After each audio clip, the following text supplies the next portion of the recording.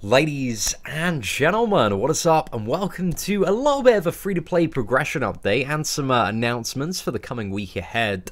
So yesterday, just to kind of bring you up to speed, if you missed out on the live stream, we did a bit of a live stream marathon yesterday where we did 3 different streams, and across those streams we managed to do the first 11 quests in Act 5 on the free-to-play account, and I'm a little surprised that we actually got as far as we did, because I expected to kind of get to the Joe Fix-It chapter, the Dawn, also known as, 5.2.3, and then get wrecked. Just have a really hard time, and to be honest, we really started struggling around between kind of the Dawn, Lines in the Sand, and Insurrection. That's with the Buffet, Masochism, and Bane chapters. Like, those are really big pain in the ass. The first quest, like 8 quests, like, were really straightforward in comparison. I don't really remember using many. I think we maybe, for the first 8 quest, we probably used the best part of like 2 or 3 revives and a few health potions here and there. But overall, wasn't bad at all. And then once we got to the Dawn, yeah, started getting milked quite a bit. I think between the Dawn, Lines in the Sand, and Insurrection, I think we probably used about 5 to 10 revives in every chapter, and also a big stack of health potions as well. But we've still got an alright amount of resources left, and I made the decision yesterday, because we ended the live stream with about 600 units. I've still got kind of all the team revives, but I was like, I could go for the collector, but simultaneously, like, I didn't want to get to a point where I'm just about to go on vacation, and then if I got to the collector and was stuck at the collector, I wouldn't have time to like sit down and aggressively farm arena to get the units needed to buy some revives to get him down. So I was like, okay, I'll make the decision just to go away, enjoy my vacation, and then when we get back on the Saturday, we'll have another team revive via the login calendar, and hopefully some more units just via kind of burning energy and doing some quests. But also just to bring you up to speed in terms of what team we used to get this far. So all the champions are rank 4. However, Rogue is not at level 40 yet. She's rank 4, level 20, which to be honest is high enough. But you know, we'll get her up to 440, I believe, in the coming week. However, the Ghost Rider, Hawkeye, Scarlet Witch, and Spider-Man, all of those characters are rank 4, level 40. We have the Scarlet Witch Awakened. I think every single character in the progression that we made yesterday, they had their merits. They had like matchups and fights where they were really good in. For the most part, I think a lot of yesterday's progression was just identifying about the class advantage and using that to the maximum advantage, because, you know, the class advantage is plus 40% attack, so it's a really nice boost. And even in the Buffet and Masochism chapters, it allowed me to outdamage the regeneration there. Granted, on certain fights we had to play super well with the intercepting, so it was a really big challenge there. But I feel like, you know, out of the characters, Hawkeye, Spider-Man, and Scarlet Witch were the 3 MVPs. Like, I can't believe just how much value I'm getting out of this 440 classic Spider-Man.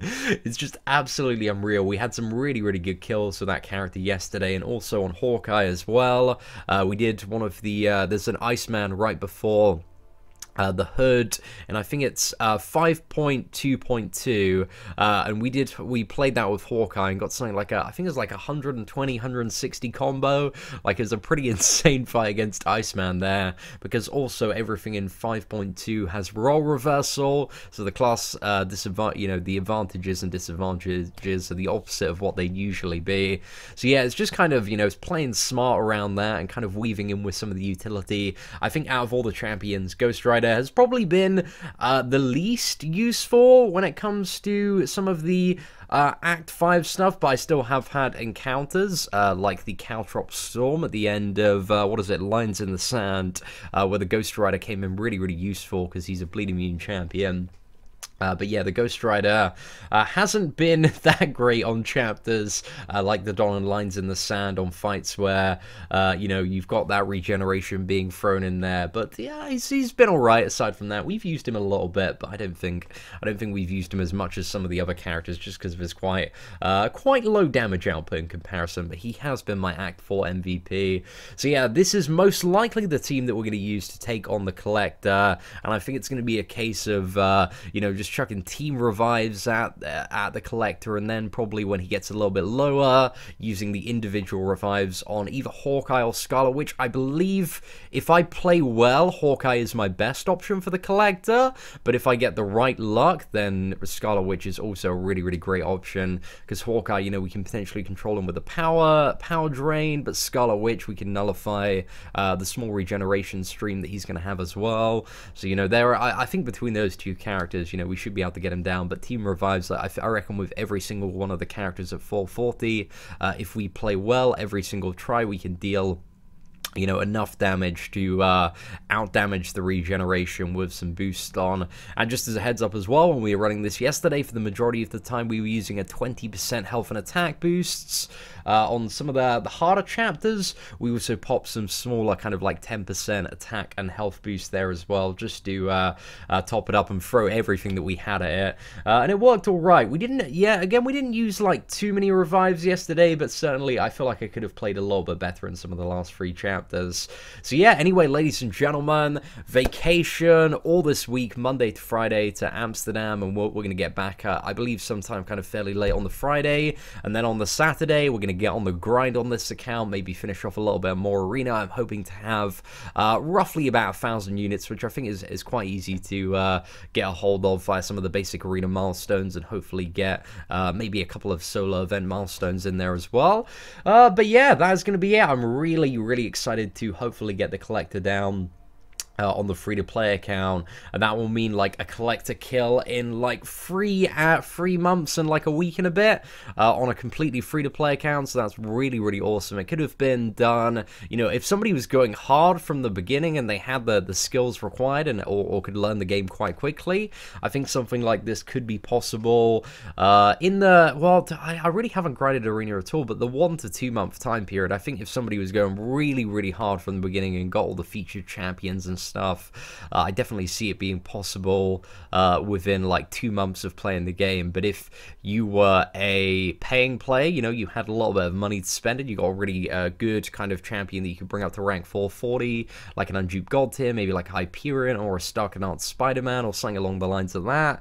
Maybe you got a couple of other champions up to 440 as well. I don't know, something like this might be possible if you had like a modest budget in the span of a month. We're talking like under $1,000 to do that. But yeah, I don't know, interesting stuff. I'm having a little bit of a think about kind of you know, what's possible in the game now. But then, after Act 5, ladies and gentlemen, you know what is next. We have another 5-star crystal to open, and hopefully we get some sort of unduped viable candidate for Labyrinth of Legends, so that we can focus all of our efforts into trying to get this character as a 5-star up to rank 4, so that we can do that initial Labyrinth clear, and yeah, we'll see how that goes. But I think there's a very strong chance, but again, it's very reliant on luck. For that Labyrinth clear as well with the 5-star champions.